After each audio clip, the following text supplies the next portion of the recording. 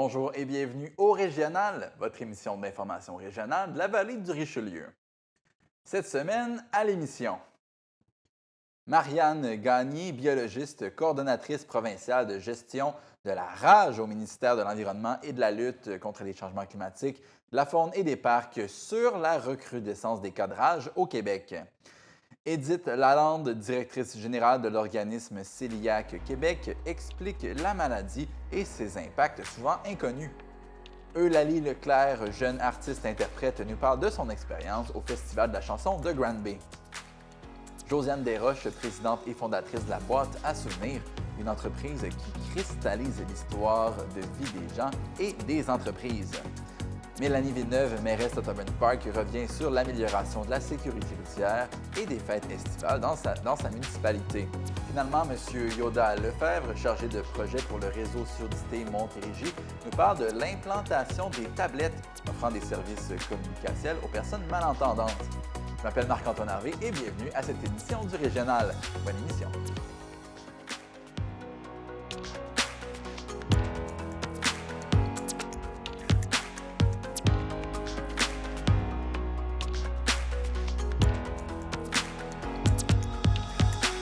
Comme à l'habitude, TVR9 vous propose un tour d'horizon de l'actualité dans la vallée du Richelieu. On commence par la ville de Belleuil qui maintient ouverte sa piscine en eau vive dans la rivière Richelieu, malgré des inquiétudes concernant la présence de contaminants potentiellement cancérigènes liés à l'usine Nordvolt. Selon des reportages récents, des hydrocarbures aromatiques polycycliques pourraient s'écouler vers la rivière lors de fortes pluies depuis l'installation publique aménagée en 2024.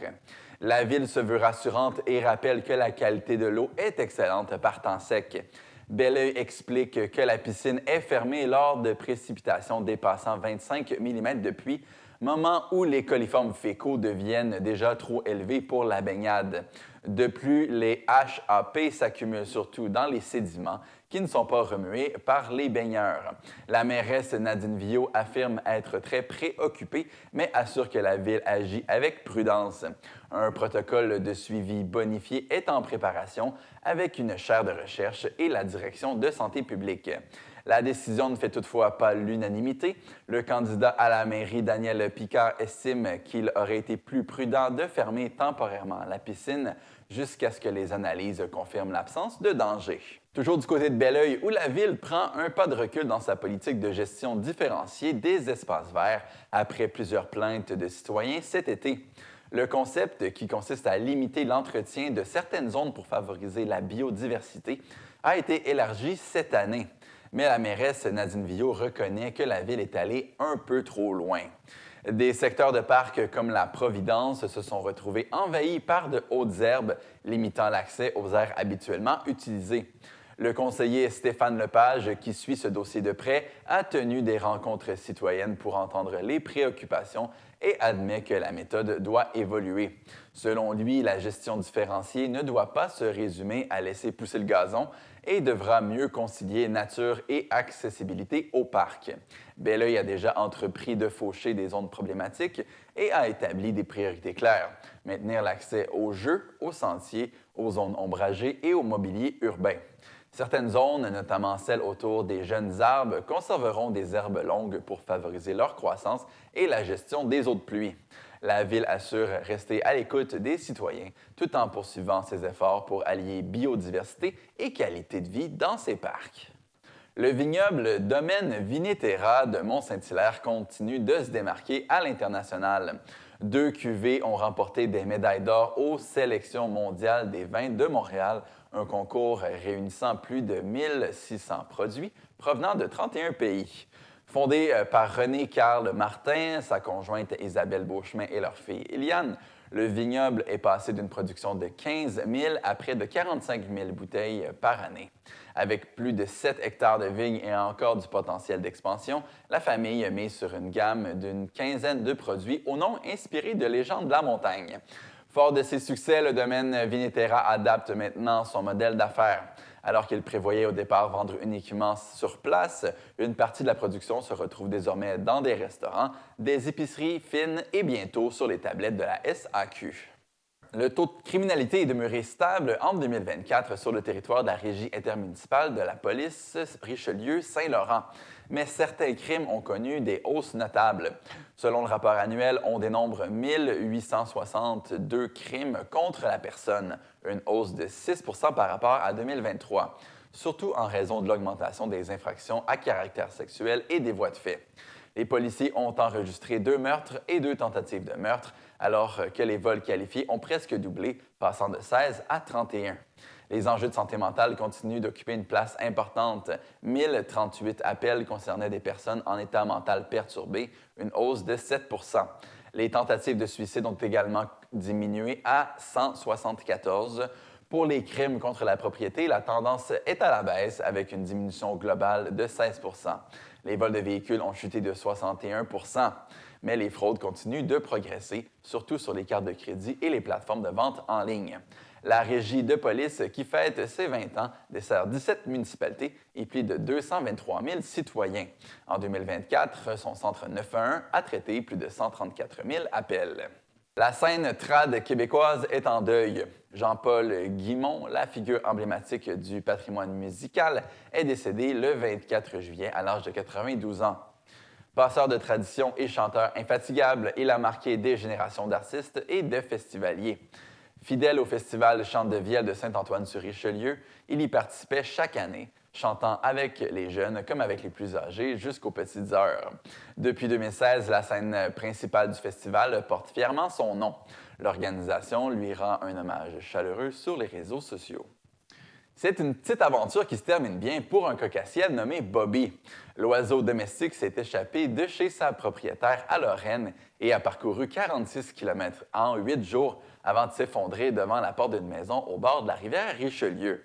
Le 18 juillet, Geneviève Perras a d'abord entendu ses chiens aboyer. En ouvrant la porte, elle a découvert le petit oiseau épuisé et déshydraté qui n'avait même plus la force de boire.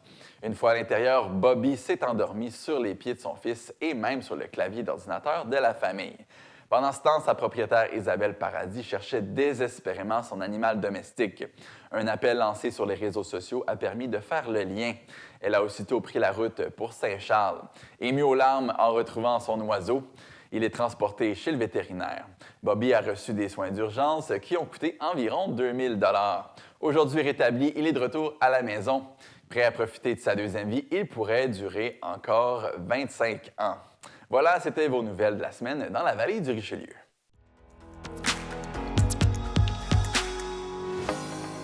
On rejoint maintenant en ligne Marianne Gagné, qui est biologiste coordonnatrice provinciale de la gestion de la rage au ministère de l'Environnement, de la lutte contre les changements climatiques, de la faune et des barques. Bonjour, Madame Gagné. Bonjour. On est ici pour parler des cas de rage qui sont... Est-ce que les cas de rage sont en recrudescence au Québec en ce moment?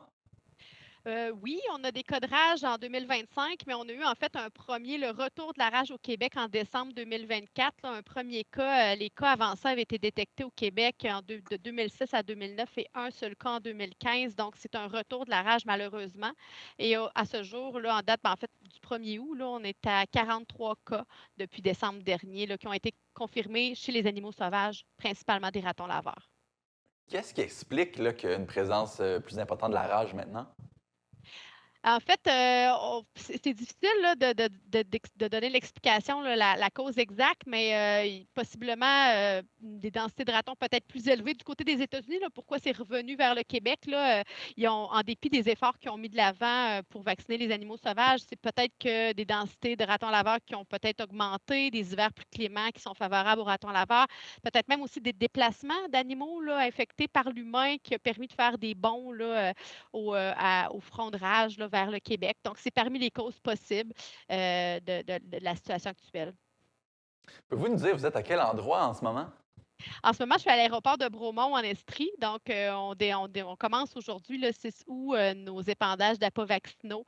Puis, on commence par avion. Donc, on est ici pour quelques jours là, pour procéder à ces épandages-là. OK, on va revenir sur ça. C'est assez impressionnant, là, cette méthode-là de répandre des vaccins dans l'environnement. Pour les gens qui sont peu familiers avec la maladie, pouvez-vous nous décrire la rage? Là? Quel genre de maladie? Qu'est-ce que ça fait, les symptômes et tout? La rage, c'est une maladie qui est créée par un virus là, qui, une fois qu'il infecte un animal, un humain, c'est une maladie qui est mortelle. Dans 100 des cas, il n'y a pas de remède, là. La mort vient rapidement après l'apparition des symptômes. OK, C'est pour ça c'est qu'on très on passe. sérieux, là. C'est vraiment sérieux, puis c'est pour ça qu'on vaccine en fait les ratons laveurs, c'est pour protéger la santé humaine, donc éviter, parce qu'on comprend que les ratons laveurs, les moufettes, ils côtoient l'humain, tu sais, ils habitent dans notre cour, dans notre cabanon, en dessous de notre galerie. Donc, ils peuvent facilement avoir des contacts avec les humains ou les animaux domestiques. Donc, c'est pour ça là, que ça représente un enjeu, un risque important pour l'humain et qu'on intervient sur les animaux sauvages pour protéger l'humain, dans le fond. Vous avez dit que c'est mortel dans 100 des cas. On a combien de temps pour réagir avant que ça soit mortel? Pour le faire le plus rapidement possible, il y a beaucoup de facteurs qui font en sorte que les symptômes vont apparaître plus ou moins rapidement. Là, ça peut prendre quelques jours, quelques semaines, voire quelques mois. Mais en fait, puis que la personne est en incubation de la maladie, mais il n'y a pas encore de signes, la personne ou l'animal, là, dans le fond. Donc, c'est pour ça qu'il faut vraiment agir rapidement quand on a un possible contact avec un animal sauvage ou même un animal domestique là, inconnu, un chat errant ou quelque chose comme ça. Dans le fond, c'est de rapidement laver le site du contact, que ce soit une griffure, morsure, égratignure, avec de l'eau et du savon pendant 10 à 15 minutes et on consulte rapidement Info Santé au 811 où on sera à une clinique.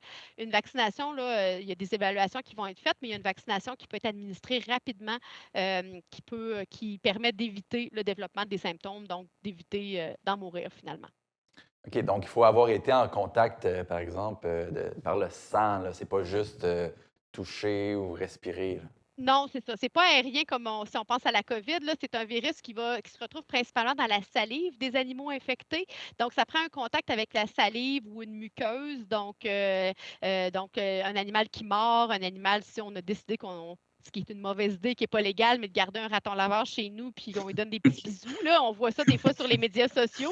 Donc, ça peut être des types de contacts qui peuvent transmettre la rage. Donc, c'est vraiment le virus se retrouve dans la salive. Il ne se retrouve pas dans le sang, ni dans les fesses, ni l'urine, mais c'est vraiment un virus qui se retrouve dans la salive et aussi au cerveau, mais on a plus difficilement accès là, à la moelle épinière et au cerveau là, dans nos contacts réguliers avec la faune.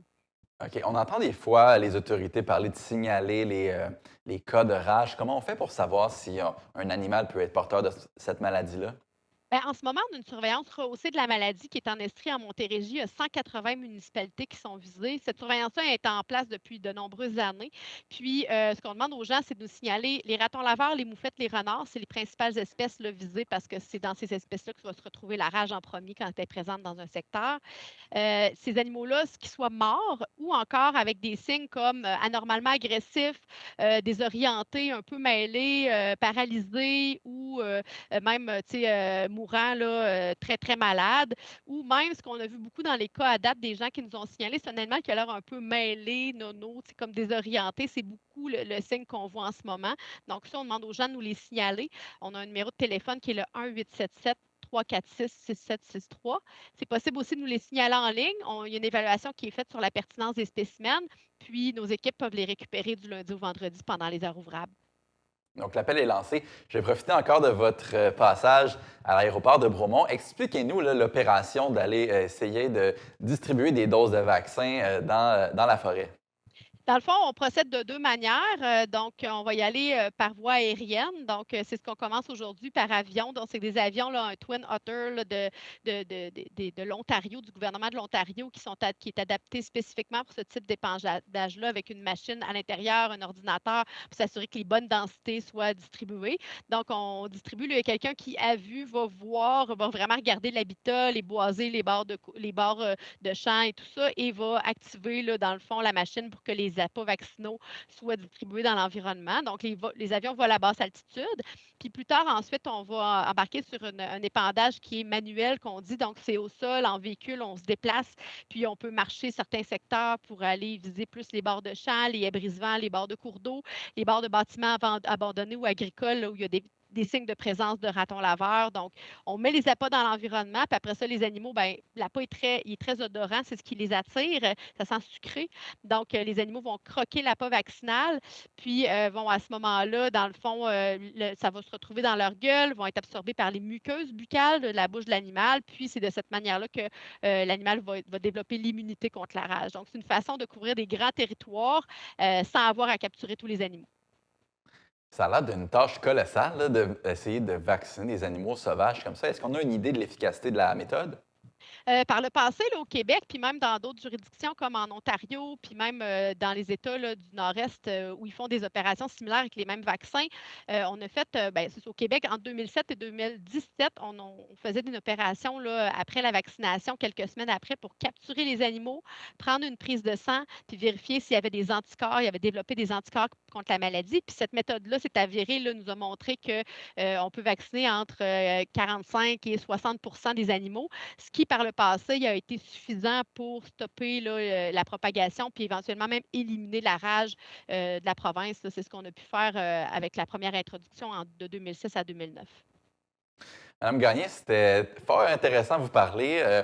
Je vous souhaite bonne chance dans votre expédition aérienne et que vous allez avoir le succès là, pour pouvoir vacciner les animaux. Je rappelle aux gens à la maison, si vous voyez un animal là, désorienté sur votre cours à proximité de vous, pas vous approcher, allez voir l'information au québec.ca/rage du raton laveur. Madame Gagné, je rappelle, vous êtes biologiste, coordonnatrice provinciale de gestion de la rage au ministère de l'Environnement et de la lutte contre les changements climatiques, de la faune et des parcs. Merci beaucoup.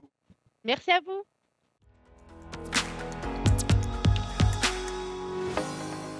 On reçoit en studio Édith Lalande, qui est directrice générale de Cœliaque Québec. Bonjour, Madame Lalande. Bonjour, M. Hervé.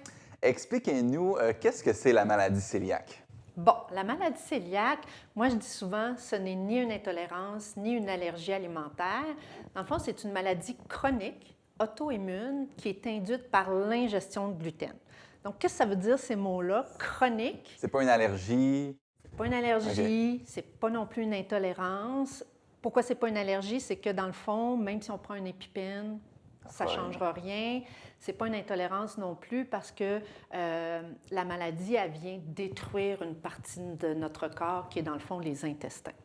Alors, c'est une maladie chronique. Donc, on l'a pour la vie, on ne peut pas en guérir, on peut la traiter. Et c'est auto-immun, donc ça veut dire que c'est notre système immunitaire, il y a une petite défaillance dans notre système immunitaire.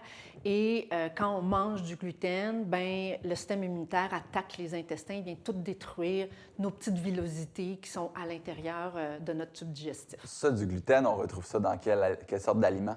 Alors, le gluten, nous, le mot à retenir, c'est sabot, alors qui est l'acronyme pour le seigle, l'avoine, le blé, l'orge et le triticale, qui est un croisement du blé et du seigle, mais qu'on retrouve peu quand même ici au Canada.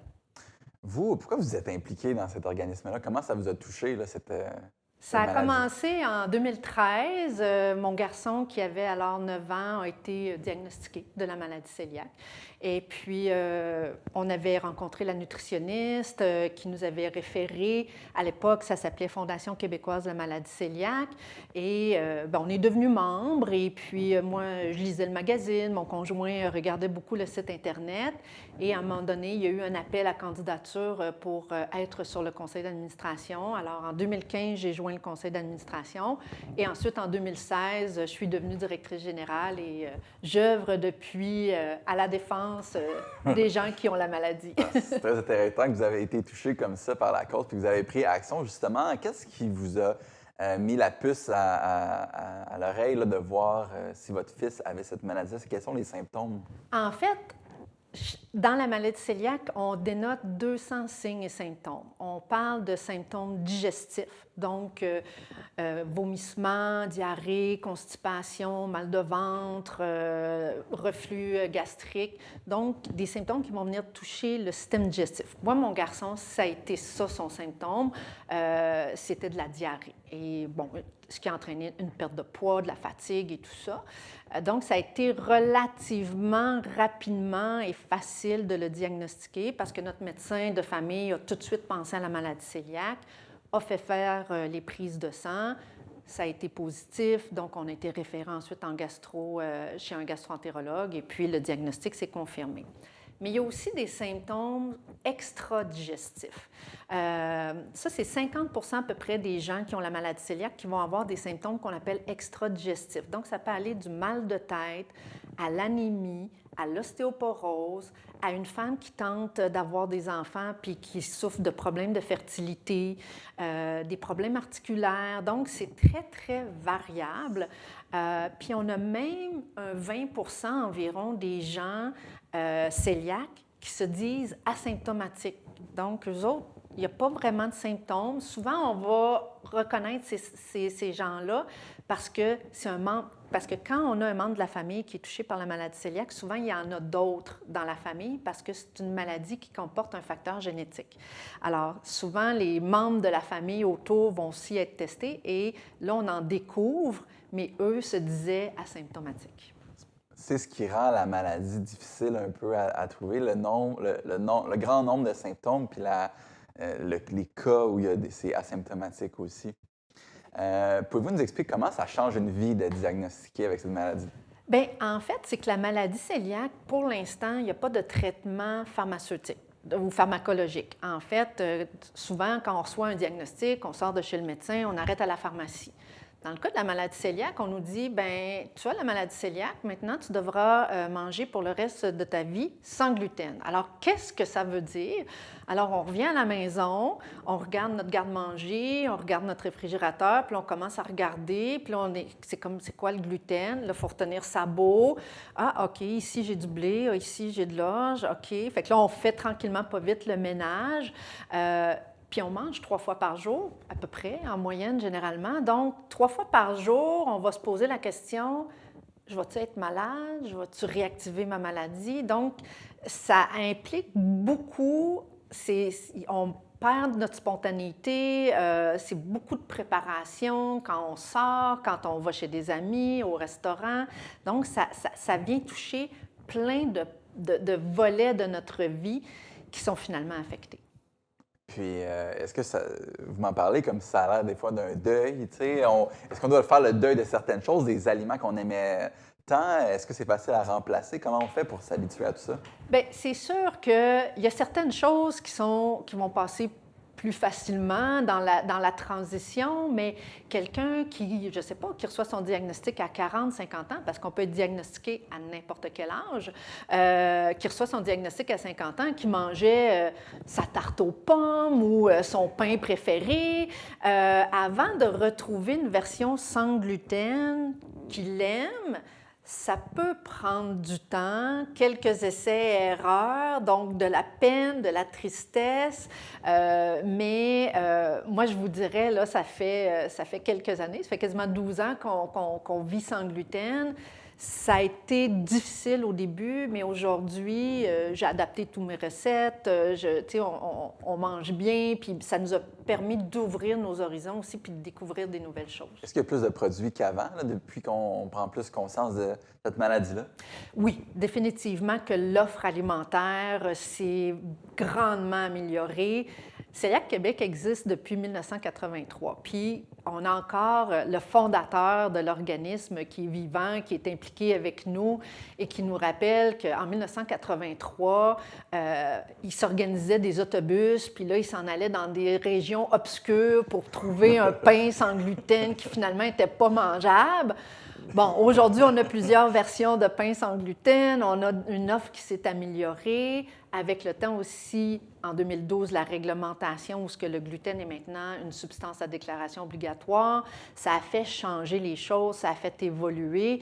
Mais ça, c'est tout le travail de Cœliaque Québec, de Cœliaque Canada qui a permis de faire ces avancées-là. Il y a des restaurants aussi qui offrent du sans gluten maintenant? Oui, on a des restaurants qui sont certifiés, on a des restaurants qui sont partenaires de notre organisme, donc on est vraiment fiers de travailler avec eux. Je pense à Bistro Ortus, à Julio Taqueria, à Caline qui est à Lac-Mégantic ou encore à Cantine Panella à Montréal, qui eux autres ont décidé de se dédier à la vie ou à la restauration sans gluten. Ça, on peut trouver ça sur votre site Internet, j'imagine? Tout à fait, oui. On profite de votre passage, en fait, pour expliquer la maladie aux gens, puis pour les inviter à aller sur votre site Internet celiac.québec pour avoir l'information.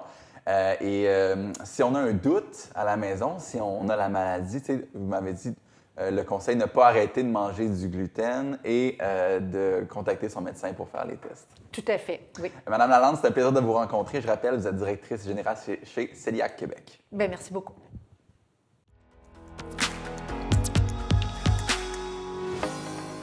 On accueille maintenant Eulalie Leclerc. Bonjour Eulalie. Bonjour. Tu vas participer prochainement à l'édition du Festival de Granby qui est pour les jeunes de 14 à 17 ans qui s'appelle Jamais trop tôt. Peux-tu nous expliquer qu'est-ce qui t'intéresse à aller chanter à cet endroit-là? Bien, dans le fond, ce qui m'intéresse, c'est... je suis allée l'année passée, puis j'ai adoré mon expérience. Fait que c'est pour ça que j'ai décidé de revenir cette année, parce que j'ai adoré l'expérience sur tous ces aspects-là, que ce soit dans l'apprentissage, les découvertes, les connaissances. Fait que ça me tentait de revenir. Cette expérience-là, est-ce que ça vient des autres jeunes que tu côtoies ou des artistes que tu vois là-bas? Ça vient de tout, là, tu sais. Moi, j'ai connu ce festival-là parce que, cette édition, parce que je faisais le petit festival de la chanson Granby. Fait que j'ai connu tout de suite ça, mais c'est sûr que je connaissais Andréane Mallette qui produit le spectacle. Fait que c'est ça qui m'intéressait aussi. Parce que toi, tu viens de Saint-Basile. Ça vient de où, cette passion-là pour la musique chez toi? Moi, ça vient depuis que je suis toute petite. Là, je chante avant même que je parlais. Puis c'est sûr qu'il y a ma mère qui chante aussi dans ma famille. Fait qu'elle m'a initiée à tout ça. Puis il y a même ma sœur qui chante avec nous. Fait que toutes les trois, depuis qu'on est jeunes. OK, vous êtes un genre de trio. Oui, La exact. mère et les filles. Ouais, Tu fais des petits spectacles ou les Oui, parties de famille, ça doit, ça doit chanter fort à Noël, ces occasions-là. Oui, assez. Là. On fait des fois des petits trucs ensemble, les trois, mais pas très souvent encore. Là. Fait que on est plus chacun de notre côté. Là. On va aller, si tu me le permets, voir un extrait de ta performance de la chanson que tu as chantée l'année dernière. On écoute.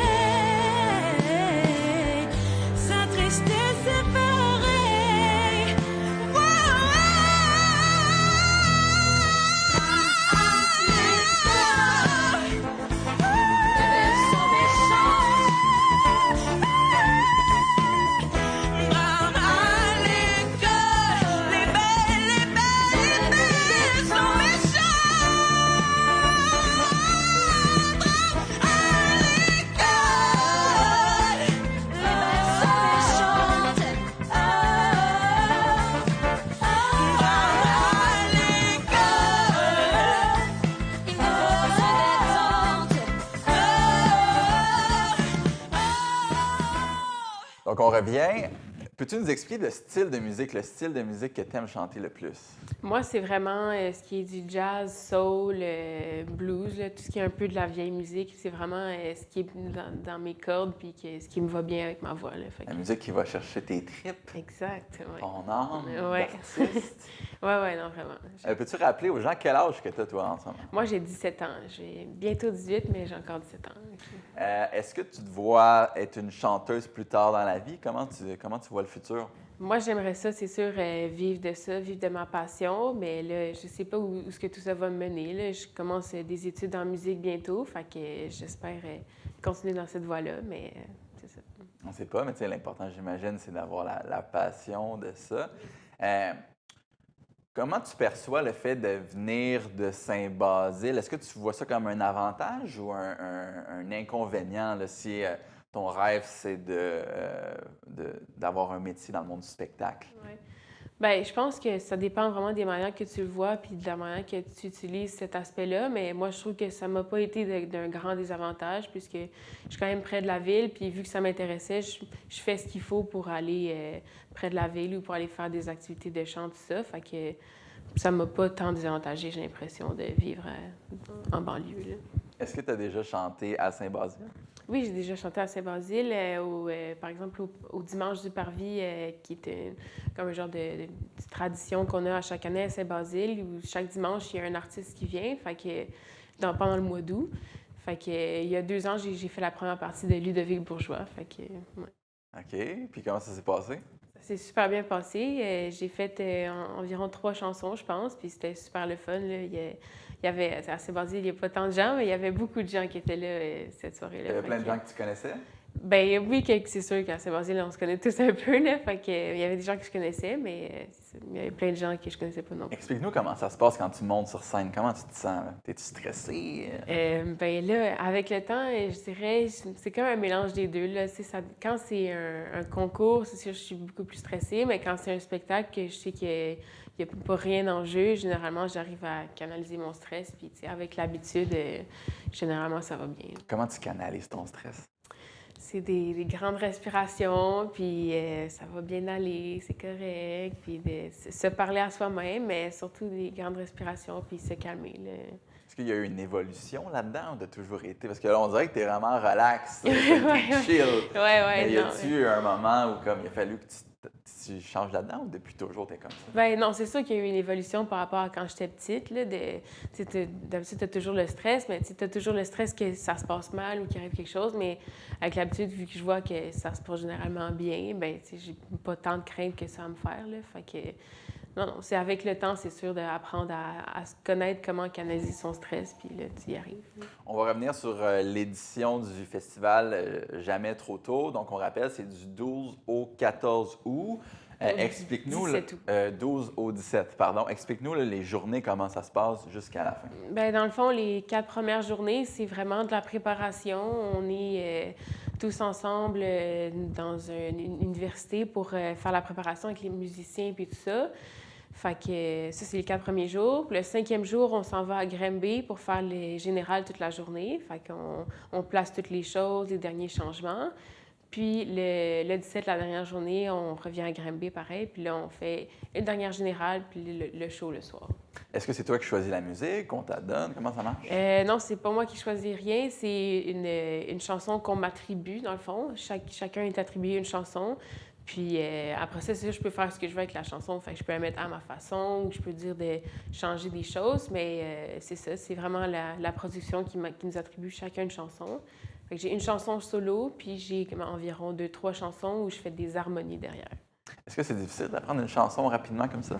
Ben oui puis non, là, quand même. Là, mais pareil, avec le temps, tu as des techniques pour apprendre plus rapidement, mais c'est sûr qu'une semaine, c'est quand même rapide pour apprendre une chanson. Bien, on va souhaiter bonne chance. Je rappelle à la maison, Eulalie Leclerc. Rappelez-vous de ce nom-là. On risque de te revoir plus tard dans le futur. On va te souhaiter bonne chance pour le festival. Puis pour tous les gens intéressés, là, j'imagine qu'il reste encore des billets pour aller vous voir. Oui, je pense que oui, il reste. On vous invite à aller sur le site du Festival de Granby. Merci beaucoup, Eulalie. Bienvenue.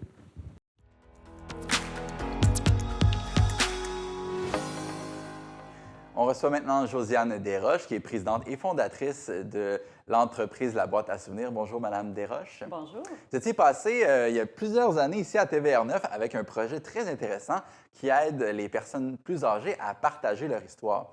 Comment ça se passe? Comment ça avance, l'entreprise? Mais en fait, c'est vraiment une belle aventure, effectivement. Là, j'ai débuté l'histoire de la boîte à souvenirs en aidant les personnes âgées à transmettre leur histoire de vie, leurs valeurs. Mais à travers le temps, j'ai développé différents types de services et d'accompagnement. Donc, ça peut être autant pour les aînés, les familles, les organisations également, les entreprises. Parce que dans le fond, l'idée, c'est vraiment de pouvoir les aider à capter, produire et faire des livres personnalisés pour laisser à travers le temps nos valeurs. C'est vraiment une bonne idée. On a des exemplaires qu'on reviendra un peu plus tard dans l'entrevue. Mais on parle souvent du bien-être des personnes âgées. Puis quand on leur parle, on sent souvent ce besoin-là de nous aider à comprendre la vie. Eux autres, ils ont beaucoup d'expérience. Ils ont passé à travers beaucoup d'épreuves. Vous-même, vous êtes issu d'un peu un background différent. Qu'est-ce qui vous a amené à vous lancer là-dedans?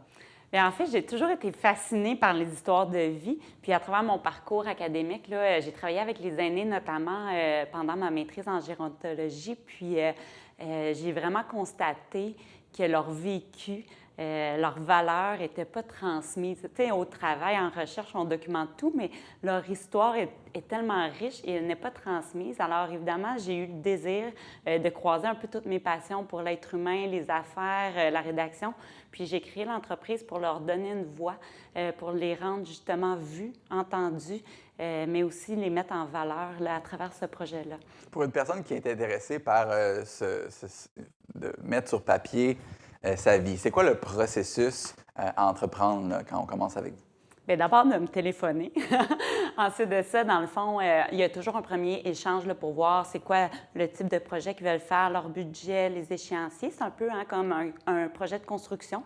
Dépendamment de notre degré d'implication, il y a certaines personnes qui veulent le faire eux-mêmes. Alors là, on va les accompagner étape par étape. Puis il y a d'autres personnes qui vont tout nous confier. Donc, on va faire clé en main là, de l'entrevue à la transcription, la mise en page et la livraison. Alors, suite à notre échange, bien, on fait une soumission personnalisée, puis on va de l'avant. On peut avoir, par exemple, décidé de faire un livre, mais il y a d'autres types de médiums aussi. Mais par exemple, un livre comme ça, là, expliquez-moi, là, y a-t-il les entrevues? Comment on fait pour trouver les photos, tout ça? Comment ça fonctionne? Alors, c'est là qu'on a développé différents types d'accompagnement. Initialement, j'ai créé un livre là, avec des grilles d'entrevues pour chacune des sections des histoires de vie. Donc, les gens sont guidés. Questions-réponses, évidemment, là, il y a une souplesse. On les guide à choisir les photos, la page couverture et la finition également. Mais dans un premier temps, c'est comme une collecte de données. On ramasse toutes les histoires, les anecdotes et les photos. Dans un second temps, il y a une mise en page et ensuite de ça, une choix de finition de livre souple, rigide, le nombre d'impressions et la livraison. Est-ce que vous faites une copie ou vous en faites plusieurs? Ça dépend de chaque personne. Vraiment, tous les projets, là, je les travaille avec une équipe talentueuse, sont faits sur mesure. Donc, on peut imprimer 1 livre, 5 livres, 10 livres selon comment de gens on a dans notre famille. Si c'est une entreprise, parfois, on va jusqu'à 400, 600 impressions. Par exemple, avec les 50 ans d'IBM à Bromont, les 75 ans de l'Association des hôteliers du Québec. Donc, ça, on peut aller en plus grand exemplaire. Mais on ne laisse pas les livres sur la tablette. On fait le bon... tu sais, comme entrepreneur, je guide aussi là, selon les budgets. Certainement. Avez-vous un exemple d'un cas que vous avez eu, une personne que vous avez accompagnée, qui vous a vraiment touché? Mais en fait, il y en a vraiment beaucoup. Puis je suis extrêmement choyée là, d'honorer toutes ces mémoires-là, puis d'être aux premières loges là, des récits de vie. Mais il y a une dame que je pense là, rapidement, elle faisait son livre justement pour ses petits-enfants. Puis elle m'a dit, Josiane, vous savez, moi, je ne suis pas célèbre, mais j'ai des choses à leur raconter. Puis finalement, j'ai fait ses entrevues. Elle m'a raconté sa vie, ses valeurs, ses épreuves. Puis on a bâti son livre. Et quand elle a reçu les exemplaires imprimés dans ses mains, elle est venue les larmes aux yeux. Puis là, pour moi, tout a pris son sens. On ne faisait pas juste des livres, on aide les gens à justement créer un lien vivant avec leur famille. Donc, on leur donne une voix, on les aide là, à cet égard-là. Après avoir rencontré plusieurs personnes comme ça, pouvez-vous dresser des similitudes entre les personnes ou des leçons que vous avez apprises de la vie des gens? Bien, pour moi, les valeurs étaient au cœur de toutes leurs décisions. Puis quand ils nous transmettent leur histoire, c'est ce qui ressort puis qui nous aide. Souvent, la résilience. Ça va aussi nous mettre en perspective là, que parfois, on dramatise pour une petite chose, mais finalement, quand on regarde leur histoire, on met nos petits défis en perspective, mais aussi ça a l'air vraiment peut-être cliché, mais d'aimer, d'écouter. Et justement, d'être résilient là, quand il y a des épreuves. Est-ce qu'il y a des personnes qui ont des regrets, qui veulent mettre ça par écrit? Ou est-ce qu'il y a des gens qui vont chercher une sérénité en faisant ça? Bien, c'est vraiment très bien dit. Là. En fait, le fait de transmettre son histoire sur papier, c'est plus à l'intérieur de nous comme être humain. Et ça, c'est quelque chose d'intangible que je ressens, que je vois, que je perçois et que les gens me disent. Les gens se sentent sereins par la suite. Donc ça, c'est extrêmement important comme être humain. Sinon, je pense que c'est ça. Juste peut-être me répéter. Bien, c'est ça. C'est que j'imagine qu'il va y avoir des motivations pour ça. Bien, il y a différents... effectivement, là, il y en a que leur motivation va être pour transmettre leur histoire à leurs petits-enfants. Il y en a d'autres qui ont eu un vécu difficile, qui veulent le partager. Certains vont utiliser le médium du poème. Il y a vraiment une variété. Il y en a d'autres que ça va être sous forme de pardon. Donc, ils vont laisser un legs pour se faire pardonner. Donc, il y a vraiment tout type de personnes, tout type de projets. Et surtout, on ne rentre aucunement dans le jugement, mais on accompagne les gens et on humanise le processus. Vous avez un projet pilote ici qui est fort intéressant, c'est de jumeler des jeunes. C'est eux qui vont prendre les notes d'entrevue pour les personnes plus âgées. qu'est-ce que ça fait comme impact là, de jumeler des générations comme ça? Ça, c'est un super beau projet que je fais en collaboration avec la Fondation Hope for Dementia, Espoir pour la démence. Donc, on a exactement un projet intergénérationnel. Alors, on leur a transmis des outils, puis c'est les jeunes qui jouent aux journalistes. Donc, eux, c'est super valorisant, puis ils apprennent également sur la communication. Puis les aînés, bien, ils se sentent valorisés, puis écoutés, puis ils racontent, puis ils sentent qu'ils transmettent justement leurs valeurs et tout ça. Alors, cette mise en relation-là, c'est ce qu'on souhaite dans la société, hein, versus segmenter les générations. Donc, ça favorise la collaboration, la curiosité, puis en même temps, bien, ça permet d'avoir un plus grand volume où on capte les histoires de vie en même temps, parce qu'au final de ce projet-là, chaque aîné va recevoir 5 livres qu'ils vont remettre aussi à leur famille à Noël. Donc, ça a des impacts pour les aînés parce qu'ils sont stimulés cognitivement, ils ont de la participation sociale. Donc, ça vient s'inscrire dans un mieux vieillir. Et chez les jeunes, ça leur apprend le bénévolat, ça leur apprend la communication, l'écoute vers les autres générations. Plus on cristallise toutes les histoires. Donc, un très bel impact à bien des égards. C'est vraiment extrêmement intéressant. C'est une idée qui j'imagine, a un impact positif incroyable. Madame Desroches, je rappelle, vous êtes présidente pour la Boîte à souvenirs. Boîte à souvenirs avec un S.ca. C'est disponible partout au Québec. Allez faire un tour là-dessus. Donnez ça en cadeau. Ça peut vraiment faire plaisir à quelqu'un. Merci beaucoup.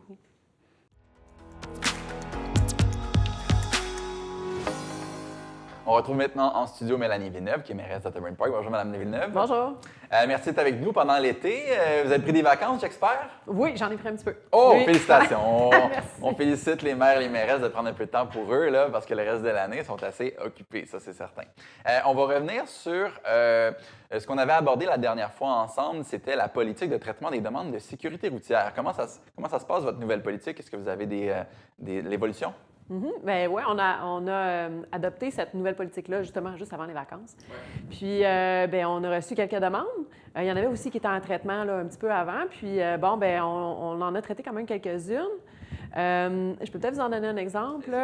On a une garderie sur la rue Côté, proche de la 133. Puis, c'était vraiment un secteur là, qui était problématique, qu'on savait déjà problématique. Puis, à travers les années, on a mis différentes mesures. On a ajouté des bollards. Entre autres, vraiment là, dans le coin où est-ce qu'il y a la garderie, parce que c'était un 30 km/h. Puis, on a repris des données suite à ça. Et encore une fois, là, la vitesse là, était vraiment trop élevée. Là. On avait vraiment des pointes là, où est-ce qu'il y avait beaucoup de vitesse. Fait que là, on a repris là, des données. Puis, on a mis en place un dos d'âne temporaire pour vérifier, voir la satisfaction là, finalement là, des gens autour là, qui avaient porté plainte là, par rapport à ça. C'est satisfaisant, on a repris des données, là, donc à ce moment-là, bon, on y va vers un dos d'âne qui est un dos d'âne permanent. C'est un bon exemple justement de mesures qu'on peut prendre pour modifier les comportements parce que j'imagine que ça prend du temps, mais quand on met des entraves physiques, à ce moment-là, on oblige les gens. Oui. Bien, là, ce qu'on observe là, vraiment, là, à travers les autres aussi études qu'on a faites, là, on a mis des bollards quand même un petit peu partout dans la ville là, suite à des demandes de citoyens puis à des observations. Ça ralentit pas tant la circulation. Là. C'est assez surprenant. Okay. Là. Donc, tu sais, je pense que c'est important de constater les données. Là. C'est important aussi d'aller sur place, voir, observer puis entendre la réaction des gens par rapport à ça. Là. Mais définitivement, il faut revenir après ça, là, voir nos actions, qu'est-ce qu'ils ont donné. Là. Surtout dans un secteur comme vous parlez, où il y a une garderie où il peut y avoir des enfants qui traversent puis qui sont comme un peu inconscients des dangers. Ouais. Puis il y a une grande différence entre un impact à 50 km/h puis un impact à 30. Oui, vraiment. Puis entre 30 et 40 aussi, là, semble-t-il, là, sur la gravité de l'accident. Là. Donc, oui, c'est vraiment important. Là. Puis, tu sais, le 30 km/h, on entend souvent ça, là, passer de plus en plus au 30 km/h. C'est des choses qu'on étudie là, également là, dans le cadre de la commission. C'est bien de voir qu'il y a des données qui ressortent de ça. Oui. Vous avez participé, il y a eu un festival, je ne sais pas si les gens à la maison en ont entendu parler. C'était la première édition du festival Opelai à Otterburn Park. Vous étiez présente. Comment vous avez trouvé ça? Bien, c'est ça, c'était la première édition, là, puis c'est vraiment, on était enchantés, là. On a eu beaucoup de plaisir déjà, puis c'est le fun de voir beaucoup de monde se déplacer.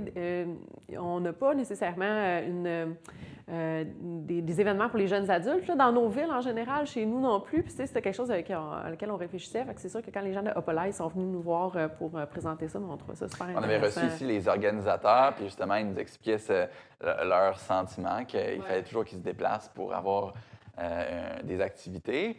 Puis c'est le fun de voir qu'ils ont eu un certain succès parce que ça prend quand même des risques. Là, quand on organise un spectacle comme ça, puis après ça, on est un peu tributaire de s'il arrive des accidents, quoi que ce soit. Mais vous me dites que ça s'est bien passé, là, puis la ville est satisfaite de ce qui est. Oui, absolument. Bien, c'est ça, on a pu contribuer, nous, là, au niveau de l'événement, au niveau de l'argent, mais aussi pour collaborer là, avec eux, là, pour l'organisation. Puis c'est ça, ils ont déjà manifesté de l'intérêt, là, je pense, là, pour l'année prochaine. Là, fait qu'on trouve ça bien, bien intéressant. C'est très intéressant, très cool. On a une petite nouvelle aussi pour la piscine, qui a un événement de fin de saison le 15 août prochain. Oui, on fait toujours ça chaque année. On célèbre, je dirais, la saison. Parce que la saison, elle ne se termine pas comme telle le 15 août. Là. On va tenter de poursuivre le plus possible l'ouverture de la piscine. Puis, reste que quand même, on souligne là, la fin de la saison le 15 août. Fait que c'est quelque chose de très simple. Là. On invite les citoyens là, à se joindre là, à l'équipe aquatique. Là, puis, il y a des petites activités qui sont organisées. Fait qu'au fur et à mesure que la température, là, Dame Nature va se commettre sur qu'est-ce qu'on attend là, comme température, autant au mois d'août qu'au mois de septembre. Là, on va pouvoir annoncer là, certaines heures d'ouverture, là, les fins de semaine là, notamment. Ceux du mois d'août sont déjà sortis là, sur le site Facebook là, de la ville. Parce que l'été n'est pas fini, là. Non, hein, il va faire beau en août, en septembre. Oui, on se le souhaite. On se le souhaite. OK. Ensuite, on a une fête citoyenne qui aura lieu le 16 août de 10 à 17 heures et vous invitez la population à y participer. C'est au parc Mountain View. Oui. On aime ça justement se déplacer un petit peu partout dans la ville là, pour tenir les événements. Puis encore une fois, c'est un événement qui est simple aussi, là, puis qui rassemble la communauté. Puis bon, dans ce cas-ci, on invite les artisans locaux, puis locaux de la ville, de la région aussi, là, à venir tenir un kiosque. Fait que, c'est vraiment dans cet esprit-là là, de simplicité aussi, le rassemblement qu'on tient cet événement-là. Oui, à l'école Mountain View, sinon on s'est déplacé aussi au parc Hélène dans les dernières années, la piscine, le parc Duncan Campbell, bien sûr la Pointe-Valène. Donc là, on s'attend quand même à un bon événement, là, un gros événement. C'est la grande fête citoyenne là, au final. Là, fait qu'il y a beaucoup de place à l'école Mountain View. Puis c'est ça, en plus des kiosques, là, on va avoir pour les jeunes un pump track. Ouais, là, c'est quoi ça, un pump track? Tu sais, quand on pense, mettons, à un skatepark, là, sans être exactement la même chose, là, c'est plus un parcours. Puis c'est adapté autant pour les vélos, pour les trottinettes, puis le skate. Là. Fait que on vise les jeunes, c'est sûr, mais c'est bon pour les un petit peu plus jeunes aussi, puis pour les familles qui veulent tenter la chose. Et apportez vos adolescents. Oui, absolument. Puis la Maison des jeunes va être là aussi. Là. Comme d'habitude, la Maison des jeunes, elle vient souvent là, dans les événements. Il y a des animations aussi pour les plus jeunes, des jeux gonflables, du maquillage. Vous avez aussi un mur d'escalade. Oui, un mur d'escalade. Fait qu'encore là, on vient cibler toute la famille, je dirais. Il y a des organismes communautaires qui seront présents? Oui, organismes communautaires. On essaie toujours de rassembler la communauté là, alentour de ces événements-là. Ouais. Puis aussi, le plus important, il va y avoir de la bouffe. Oui, c'est ça, de la pizza gratuite. Oh! Gratuite! Oui. Ça, c'est vendeur. Ouais. Pour les jeunes aussi, tu sais. C'est ça, la pizza nous est offerte par Domino's à Mont-Saint-Hilaire. Pour terminer, vous avez un spectacle à 18h. Oui, un spectacle type chansonnier. C'est un duo acoustique. Donc, vous allez sûrement reconnaître des chansons. Là. Je pense que les gens vont sûrement avoir envie de chanter par-dessus les chansons. C'est un très bel événement. On invite toute la famille à venir voir ça. Mélanie Villeneuve, je rappelle, vous êtes mairesse d'Otterburn Park. Je vous souhaite une belle fin d'été. On va se re-rencontrer bientôt pour les élections municipales qui vont avoir lieu à l'automne. J'espère. Puis, entre-temps, là, je vous souhaite de passer du bon temps, de sortir dehors, de voir le soleil. Merci beaucoup. Merci, au revoir.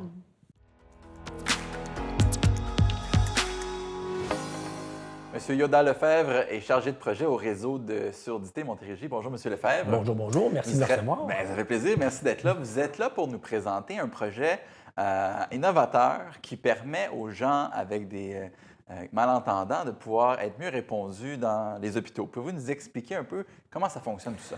Bien, en fait, c'est un projet qui est à la base très simple. C'est de générer une tablette, un outil qui contient toutes les applications possibles pour pouvoir, par exemple, bénéficier d'un service de transcription si on est un malentendant, ou alors pour pouvoir bénéficier d'un contact avec un interprète en langue des signes québécoise. Quand on parle de tablette électronique. Oui, là, donc OK. un iPad ou une tablette Android qui, elle, va contenir donc tout ce qu'il faut à la fois pour avoir de la transcription ou de l'interprétation à distance. C'était quoi le problème avant? Est-ce que les gens arrivaient à l'urgence, puis là, on n'était pas capable de communiquer? Bien, effectivement, ça ressemblait à ça. C'est-à-dire que souvent, ce qui arrivait, c'est qu'on leur donnait priorité dès que l'interprète arrivait, surtout dans le cas de l'interprétation.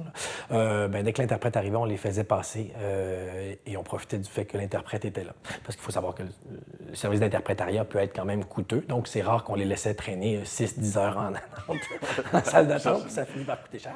Mais par contre, le mauvais côté, c'est que si on est par exemple à un hôpital à Sorel ou qu'on est loin des grands centres, bien, ça peut facilement prendre 1h30 avant que l'interprète arrive. Fait que là, par la tablette, ça permet de s'assurer que l'interprète arrive. Là, de jour, il arrive en environ 10 minutes. Pendant la nuit et les fins de semaine, ça peut prendre une 20-30 de minutes, ce qui est quand même beaucoup plus efficace. Mais la vraie solution habituelle qu'on voyait et qu'on voit encore dans la plupart des espaces, c'est l'aidant naturel. Par contre, là, on se rend compte dans les dernières années que de dire à quelqu'un qu'il dépend de son aidant naturel, c'est pas vraiment encourager son autonomie ou sa pleine participation sociale. C'est juste de remettre l'espèce de responsabilité, de joug de la communication sur les épaules de quelqu'un d'autre. Fait que là, ce qu'on vise avec la tablette, c'est vraiment de s'assurer que l'autonomie soit la plus entière possible. OK, donc la personne arrive à l'hôpital, là, on voit qu'elle parle le langage des signes, par exemple. Là, il y aurait une tablette, puis sur un support, ou comment ça fonctionne? Exactement. Fait qu'en fait, la priorité, c'est vraiment la signalétique. Donc, on a des espèces de panneaux à deux faces qui permettent à la personne sourde ou malentendante de pointer qu'elle en a besoin.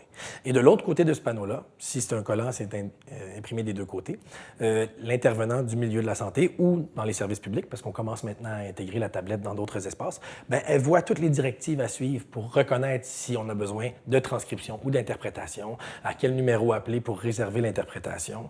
Et puis à partir de là, elle part la tablette et elle part les vidéos du guide utilisateur qui s'adresse aux besoins de la personne. Elle lui remet la tablette et la personne en question regarde la vidéo.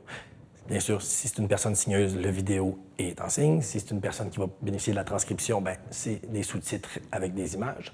Mais de cette façon-là, la personne devient elle-même maître de sa destinée, c'est-à-dire qu'elle a la tablette, elle comprend comment ça fonctionne parce que la vidéo lui expose. Puis une fois que la vidéo est terminée, elle déclenche ça, puis elle peut... Il y a combien de personnes malentendantes au Québec? Bon, c'est une statistique qui est assez difficile à aller saisir parce que c'est toujours par évaluation. Mais en gros, on sait que vivre avec des problèmes de malentendance, c'est environ 10 de la population. Pourquoi je dis que c'est difficile à suivre? C'est que, par exemple, avec le vieillissement de la population, c'est sûr que ça va augmenter grandement. C'est aussi parce qu'il y a beaucoup de gens qui camouflent leur handicap avec plusieurs stratégies. Donc, ne soyez pas surpris. Des fois, on se demande, voyons, cette personne-là fait-elle exprès pour ne pas comprendre exactement ce que je lui dis? C'est pas qu'elle fait exprès, c'est que dans certains cas, elle va camoufler sa malentendance en faisant de la lecture labiale. Puis dans la lecture labiale, il y a beaucoup de possibilités. Surtout toi et moi qui portons la moustache, on dit un casse-tête pour ces gens-là parce qu'il y a plein de signaux qui sont envoyés qui doivent être processés par la personne qui reçoit le message, puis elle disqualifie les sens de la conversation au fur et à mesure. Mais il y en a qui sont très bons pour le faire et qui ne vont pas cocher malentendant lorsque le sondage va passer. Et à ce moment-là, vont se retrouver à échapper à la statistique. Donc, en général, on dit 10 de la population vit avec une certaine forme de surdité. On va tomber à environ 2-3 que ça devient véritablement handicapant, que ça devient véritablement difficile. Et de cela, bien, ça va être environ 10 donc 0,2 de la population totale qui va être sourde signeuse ou alors sourde complète qui va utiliser d'autres moyens de compenser. Pourquoi ça n'existait pas avant, ça? Ça a l'air facile, l'installation, pas trop cher. Oui, c'est vrai, ça coûte vraiment pas cher. En général, les services publics qui s'équipent, ça leur coûte environ 300 maintenant pour la tablette.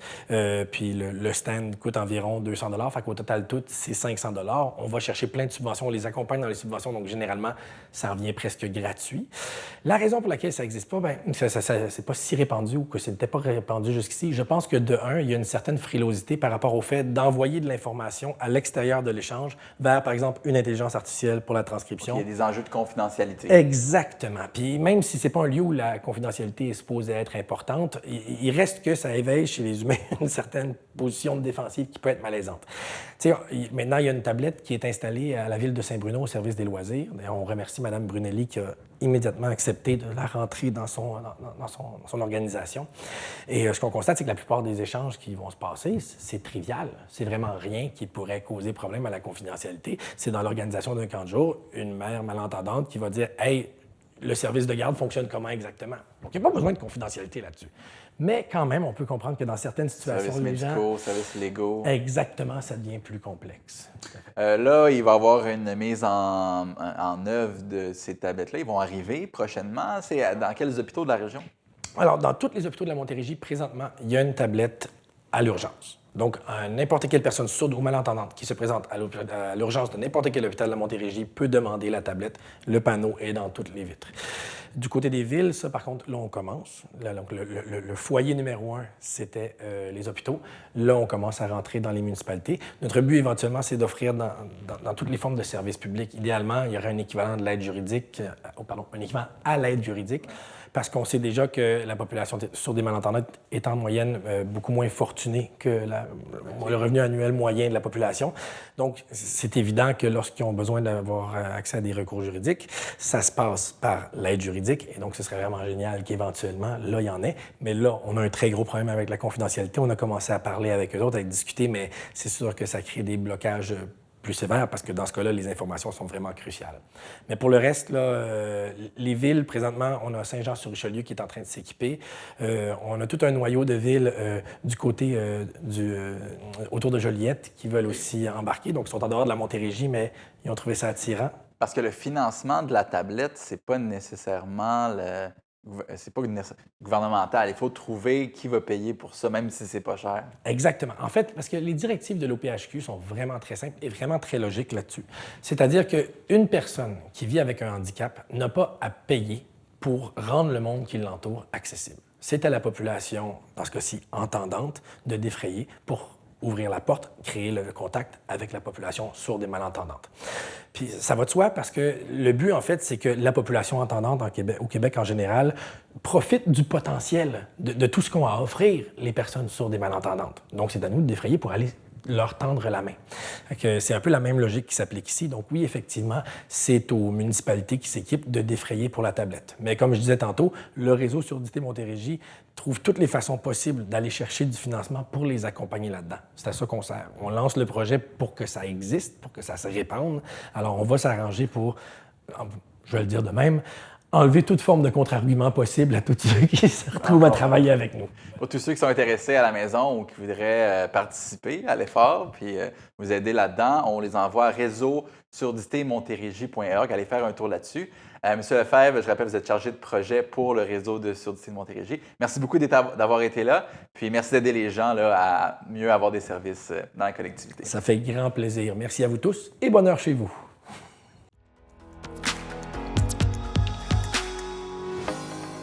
Voilà, c'est ce qui conclut l'émission de cette semaine. J'espère que vous avez bien apprécié.